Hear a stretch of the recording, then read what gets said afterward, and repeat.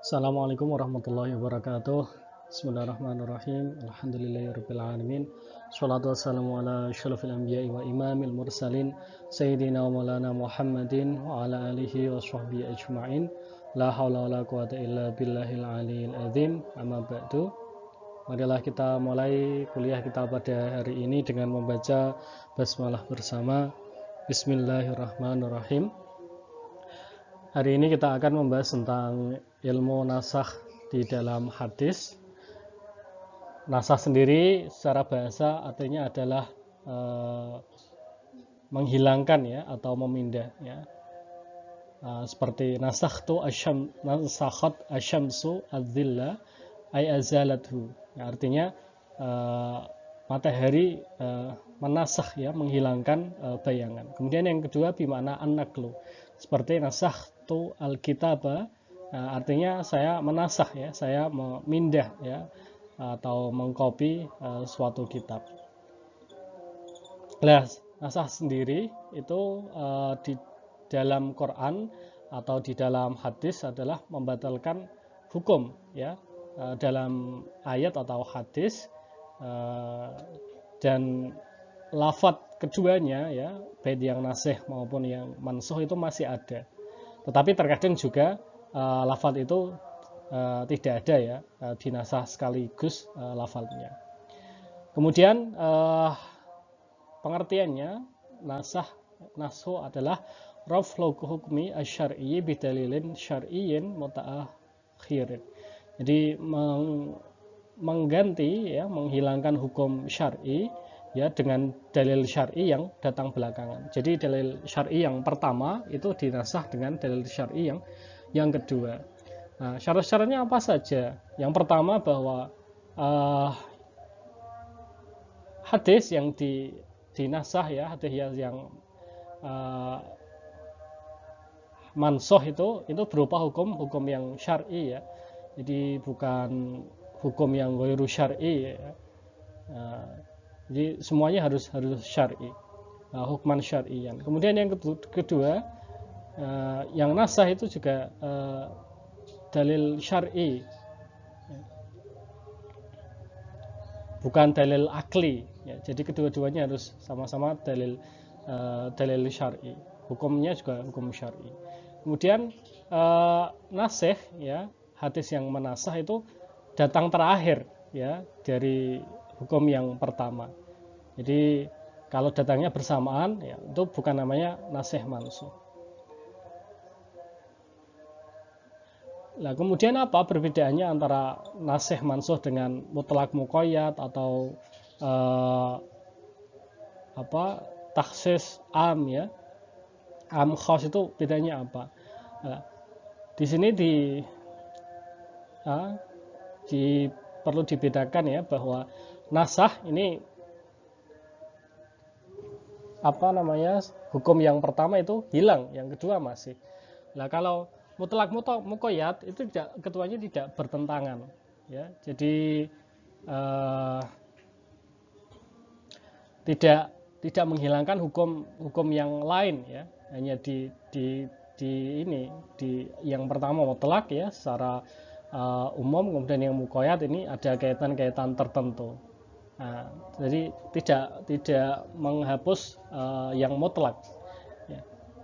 Kemudian mutlak muqayyad itu bisa jadi yang muqayyad itu datangnya awal, bisa jadi bersamaan atau bisa datang belakangan. Nah, kalau nasikh ini harus datangnya belakangan.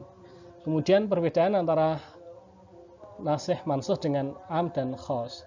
Kalau nasakh ya, itu menghilangkan hukum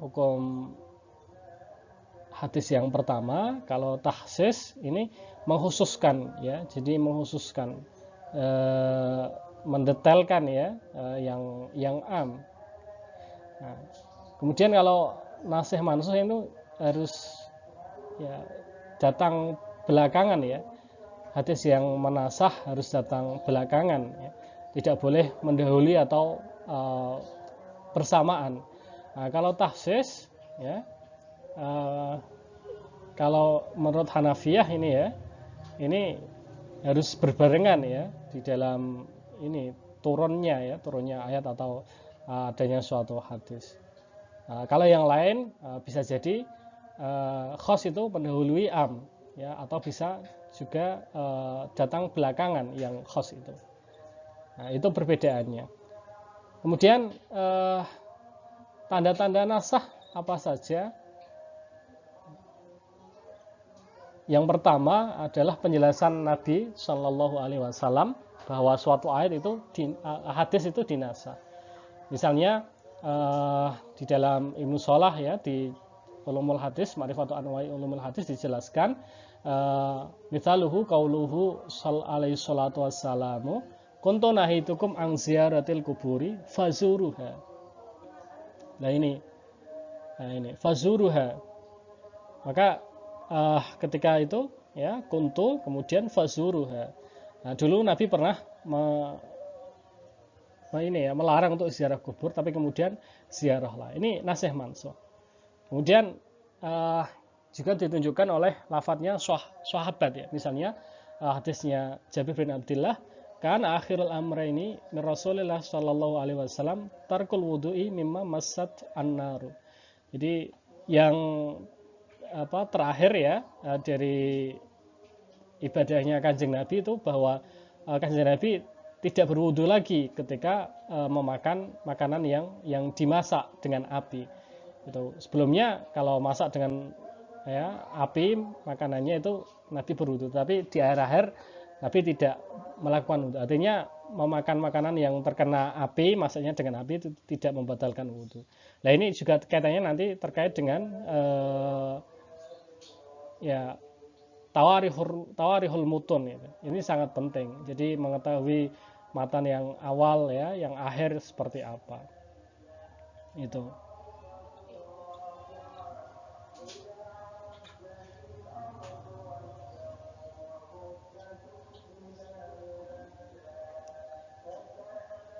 Nah, kemudian misalnya hadis-hadis apa saja yang menunjukkan nasih mansuh ya. Banyak sekali ya, misalnya tentang menghadap Baitul Maqdis ketika sholat, ini kan sudah dinasah. Kemudian berbicara di dalam sholat, ini kan sudah dinasah. Jadi dulu boleh ngomong ya, kemudian tidak boleh ya. Kemudian ziarah kubur ya juga termasuk. Kemudian wajib puasa Asyura ini juga sudah dinasah ya. Kemudian keharaman memakan dan menikah pada malam hari bulan Ramadan ini juga dinasah ya, dan lain sebagainya ya, sangat banyak sekali. Dari nasah hadis yang dinasah itu ada yang disepakati ya, ada yang ijma ya. Jadi nanti misalnya hadis seperti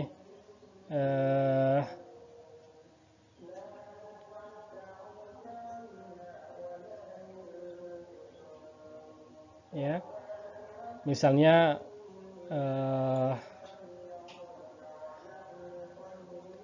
beberapa hadis ya yang ini misalnya berkaitan dengan membunuh orang yang meminum khamar ya ke 4 kali ya, itu dinasah ya. Tapi ini pertama kalau ya masih minum khamar dijilid ya pertama, kedua, ketiga. Kalau keempatnya masih lagi bukan dijilid tetapi harus dibunuh. Tetapi itu sudah dinasah ya. Ini yang disepakati. Kemudian ada yang masyhur masuk nasah, tetapi ada yang beberapa ulama yang tidak sepakat ya. Misalnya ini ya termasuk tadi wudu karena memakan makanan yang dimasak dengan api. Ini banyak yang menganggap itu nasah mansuh ya, tetapi sebagian mengatakan itu tidak. Kemudian ada lagi yang diperselisihkan ya, ada yang ikhtilaf ya. Misalnya keharaman menghadap kiblat ketika buang hajat misalnya. Kemudian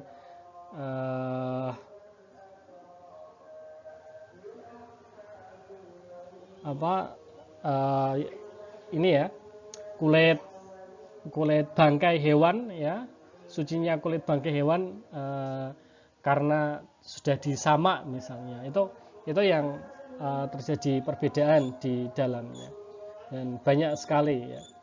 Nah, ini misalnya di dalam kitab Ikhtilaf al-Hadis ada contohnya oleh Asy-Syafi'i, an Syaddad ibni Ausin qala kuntu ma'an nabi zaman al-Fatih fara'a rajulan yahtajimu li thamani asyrata khalat min Ramadan faqala wa huwa akhidun biyadi aftar al-hajimu wal mahjum.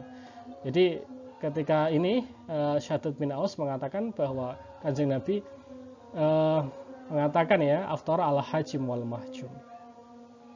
Jadi orang yang berbekam dan orang yang membekam itu batal puasanya. Kemudian ada hadis lagi an Ibnu Abbasin an Rasulullah sallallahu alaihi wasallam ihtajama muhriman shaiman ya.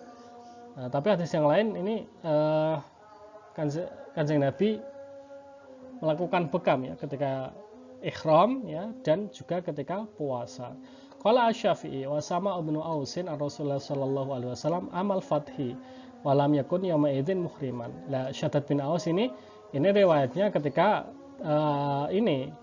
tahun Fathu Makkah ya, dan ketika itu Kanjeng Nabi tidak ihram ya, walam yushibhu muhrimun qabla hajjatil Islam. Fadzakar Ibnu Abbasin hijamatan Nabi ama hajjatil Islami sanata asyar.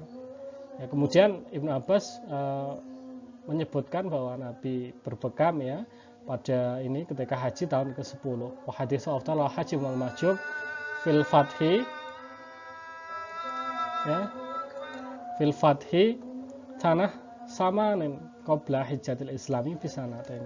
Nah, antara haji wal mahjub ini adalah tahun ke-8 ya ketika Fathu Makkah itu.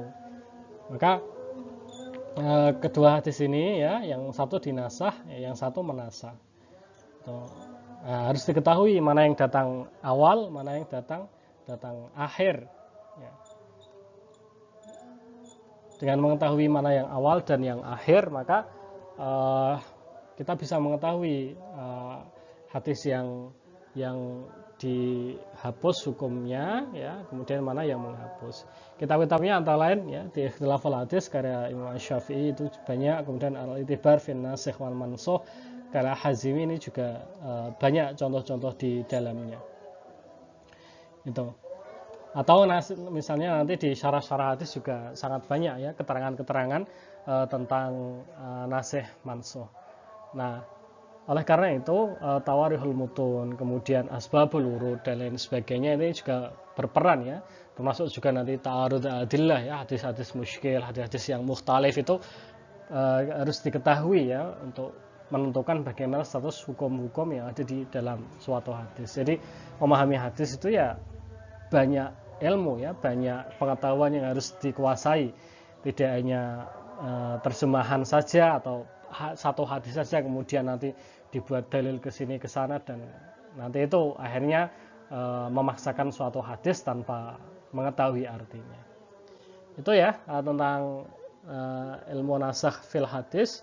Kalau ada pertanyaan silahkan ditanyakan. Walaupun minkum, assalamualaikum warahmatullahi wabarakatuh.